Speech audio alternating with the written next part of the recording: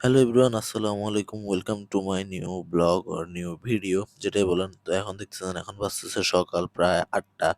আর আমি এখন রেডি হচ্ছি, কারণ আজকে যাব হচ্ছে আমি ফুফুদের বাড়িতে, আর কালকে যাব হচ্ছে কুমিল্লা।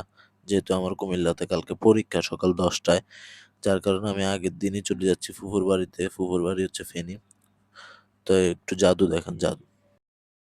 Tecnologia! Tecnologia! তো যাই হোক, একটু মজা করলাম, ব্যাপার না। আর এখন হচ্ছে আমি রেডি হয়ে গেছি, আর এটা হচ্ছে আমার আউটফিট। একটা সিম্পল শার্ট, একটা সিম্পল প্যান্ট, আর বেশি কিছু না। আর এদিকে আমি ব্যাগে দেখতেছিলাম আমার ফাইল টাইল সব নিছি নাকি, সব কিছু নিছি, ঠিক আছে। ব্যাগটা একটু ওজন হয়েছে, ব্যাপার না।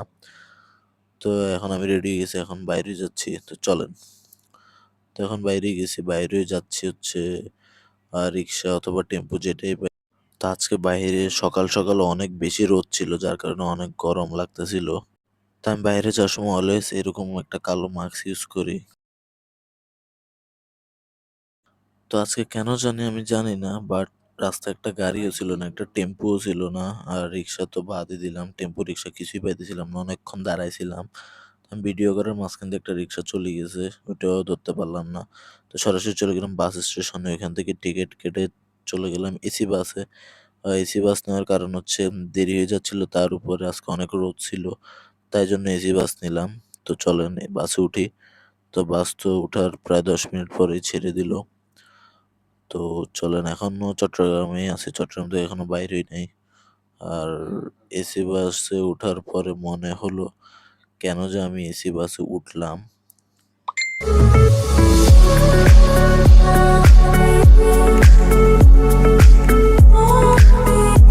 তো আমি বাসে ওঠার পর আমার পাশে একজন আঙ্কেল বসছে। আঙ্কেলটা অনেক ডিস্টার্বিং, মানে উনি বারবার আমার, মানে পারতেছেন আমার কোলে উঠে যেতে, এরকম একটা অবস্থা। আর উনি ঘুম যায় কি জোরে জোরে নাক ডাকে, আচ্ছা ব্যাপার না। কিন্তু এসি বাসে ওঠার পর আমার কাছে খুব বেশি ঠান্ডা লাগতেছিল, যার কারণে আমি আবার বাসে উঠে মাস্ক পরে ফেলাইছি। বেশি ঠান্ডা ছিল। তো এই এক ঘুমে আমরা চলে এসেছি আমার ফুফুর বাড়িতে, এই যে এখানে নামছি, নামার পরে এখন যাচ্ছি ফুফুর বাড়ির দিকে। আমাকে একটু আগে নামাই দিছে বাসওয়ালা, শয়তান। তো এই নামে এখন যাচ্ছি ফুফুর বাড়ির দিকে। তো আমার ফুফুর বাড়ি আর আমার ফুফাতো বোনের বাড়ি পাশাপাশি। তো আগে গেছি আমার ফুফাতো বোনের বাড়িতে, ওইখানে আমার ফুফাতো ভাইরা সবাই ছিল, ফুফাতো ভাই, চাচাতো ভাই, তাদের সাথে আবার দেখা। ওরা সবাই খাওয়া দাওয়া করতেছিল, তো আমিও হালকা পাত্র একটু খাই নিলাম। এই যে হালকা পাত্র একটু খাই নিলাম, আর দেখতেছিলাম আমার চেহারার কি করুণ অবস্থা, ব্যাপার না। তো এরপরেই চলে গেলাম ফুফুর বাড়িতে, যেহেতু শুক্রবার 12টা বাজে গেছে। তো নামাজের জন্য বাইর হইছি, আর যাচ্ছিলাম হচ্ছে ফুফুর বাড়িতে। ফুফুর সাথেও দেখা করি আগে, তারপর নামাজ যাব। এটা হচ্ছে আমার ভাগিনা, তো একটু বেশি দুষ্ট, পুরোটা রাস্তা আমরা জ্বালাইছে।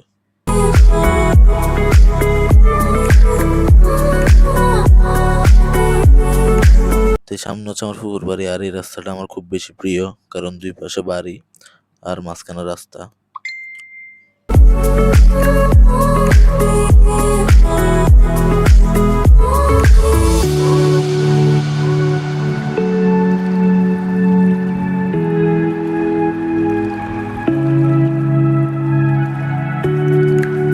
তো ফুফুর বাড়িতে আসার পরে ফুফু কিছুক্ষণ পরে আমার জন্য বিরিয়ানি দিল, কারণ বিরিয়ানি ছিল আগের। নামাজের আগে একটু বিরিয়ানি আর মোজো, একটা মোজো বাংলাদেশি পণ্য, খেয়ে নিলাম। তো এরপরে ফুফুদের বাসায় একজন ওনার পরিচিত ভাড়া থাকে আর কি, তো ওনার মেয়েটা আমার সাথে আসি খেলতেছিল। কিউট, অনেক কিউট। ওর নাম হচ্ছে সাইমা, হ্যাঁ সাইমা ওর নাম, সাইমা। ও অনেক কিউট, ও আমার সাথে অনেক খেলাধুলা করে, আর আমাকে পছন্দ করে অনেক। ও আমাকে আগেও দেখছে, আমাকে চিনে আর কি। যেটাই হোক, ওই যে কি সুন্দর দুষ্টামি করতেছে আমার সাথে।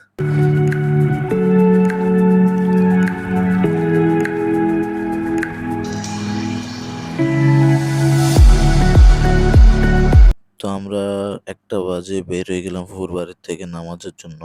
আর সবাই অনেক দুষ্টামি করলাম, নামার জন্য বের হয়ে গেলাম উজু করে। যাচ্ছি নামাজে। ওদের মাথায় টুপি নেই, আমার মাথায় টুপি আছে, আমি ভদ্র। তো এই যে মসজিদে আসছি, মসজিদে অলরেডি অনেক মানুষ ছিল, অনেক মানুষ। আমরা জায়গা পেতে কষ্ট হয়ে গেছে, আমরা দাঁড়াইছিলাম। তো এরপর আমরা যদিও জায়গা পাইছি, তো নামাজের পর আমরা আবার চলে যাচ্ছি আমার ফুফাতো বোনের বাড়িতে, কারণ আজকে আমাদের খাওয়া দাওয়া ওখানে হবে দুপুরের প্লাস রাতের আর কি। তো এই যে তোমাদের তুষার ভাই, তানভীর আলম, তুষার ভাই, ভদ্র একটা ছেলে। সবাই দোয়া করবো আমার জন্য, আমার পরীক্ষা। তো ফুফাতো বোনের বাড়িতে এসে আমরা খাওয়া দাওয়ার জন্য আবার উনি ডাক দিতেছিল খাওয়া দাওয়ার জন্য, আর আমি মোবাইলটা চার্জে দিচ্ছিলাম। তো চলেন দেখা হচ্ছে দুপুরে খাওয়ার পরে। তো টাটা। তো এখন আমরা একটু আসছি ছাদে, কারণ বাইরের আবহাওয়াটা মারাত্মক লেভেল সুন্দর। চারিদিকে ঘন কালো মেঘ, কুয়াশা, কুয়াশা না মেঘ, সরি। আর মাঠে খেলাধুলা চলতেছিল, আর আমি এখান থেকে আমার কিছু সিনেমাটিক শট নিচ্ছি। এটা হচ্ছে আমি তুষার।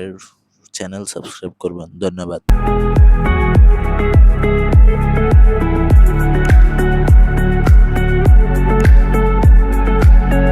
আর এই যে ওনাদের ছাদের থেকে দেখা যাচ্ছিল খোলা জমিতে সবাই খেলাধুলা করতেছে ফুটবল। অনেকেই খেলতেছে, কারণ আবহাওয়া অনেক ভালো, বৃষ্টি আসবে এরকম একটা মুহূর্ত। সুন্দর লাগতেছিল।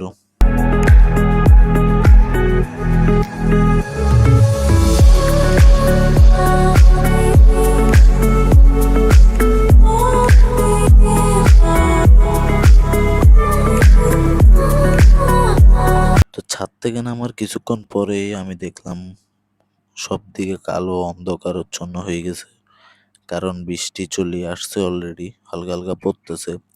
দেখছেন কি সুন্দর ওয়েদার। আর কালকে আমি কুমিল্লা যাব, কেমনে কি। তো একটু পর আমরা বাইরে হওয়ার জন্য আবার রেডি হয়ে বাইরে এলাম, বাট দেখি যে বাইরে বৃষ্টি। তো আমরা কি করব, গেটের সামনে অপেক্ষা করতেছিলাম। আমাদের তো মন মানতেছিল না, আমরা একটু ঘুরতে বেরিয়েছিলাম বিকেলের দিকে, 3টা কি 4টা বাজে তখন। যে বৃষ্টি পড়তেছে অলরেডি।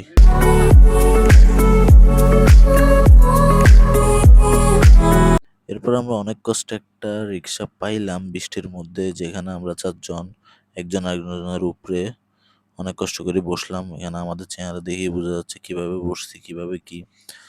বসার একটু জায়গা পেলাম না, কিছু না। তো আমরা চলে আসছি ফেনীর বিখ্যাত বিজয় সিং দিঘি, যেখানে ছেলে মেয়ে ছাড়া কেউ যাইতে পারে না, মানে জোড়া, সব দিকে শুধু জোড়া।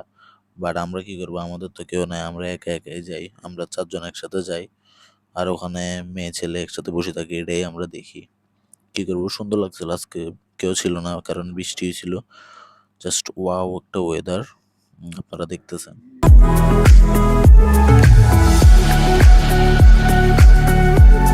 আসলে দিঘিতে অনেকেই ছিল চিপায় চাপায়, বাট আমরা 4জন ছিলাম খোলামেলা জায়গায়। আমরা 4জনে ছিলাম। এই যে হৃদয় এদিকে, এরপর আরিফ এদিকে, শায়ন, সবাই তাকায়। নাম কত আনিল মাথা দে দে দে দে দে দে নাম ও মা ও দিঘি থেকে আমরা সরাসরি চলে আসছি মহিপাল, কারণ আমাদের হালিম খেতে ইচ্ছা করতেছিল। তো আমরা হালিম খাইলাম সবাই। হালিমগুলা যদিও মজা ছিল অনেক বেশি। 4জন। এরপর আমরা মিষ্টি নিলাম, হাজির মিষ্টি, 1 কেজি মিষ্টি নিলাম। মিষ্টিগুলো মানে মারাত্মক, ফেনীতে যতবার আসি মিষ্টিগুলো খাওয়া হয়। আর দোকানটাও আপনাদেরকে দেখাচ্ছি, এটা হচ্ছে হাজির মিষ্টি মেলা, যেটা মহিপাল মোড়েই, একদম মোড়েই। এখান থেকে মিষ্টি নিলাম 1 কেজি। এরপর আবার আমরা জিবাজিবি করি, রিক্সাতে উঠে চলে গেলাম আবার বাড়িতে। এরপর আমরা একটু চা খাইলাম, চা খাই আবার একটা চানাচুর খাইলাম। চানাচুর খাই আবার আমরা চলে গেলাম ফুফুর বাড়িতে। ওইখানে থাকি না, ওইখানে রাত্রে তো থাকবো ফুফাতো বোনের বাড়িতে। তো ফুফুদের সাথে একটু দেখা করতে গেলাম। তো এখান থেকে সবাই দেখি যে আবার মোবাইল টিপতেছে। তো ব্লগটা এখানেই শেষ করে দিচ্ছি, কারণ বোরিং একটা ব্লগ। আপনাদেরকে ধন্যবাদ দেখার জন্য। দেখা হচ্ছে পরবর্তী কোনো ভিডিওতে। আল্লাহ হাফেজ।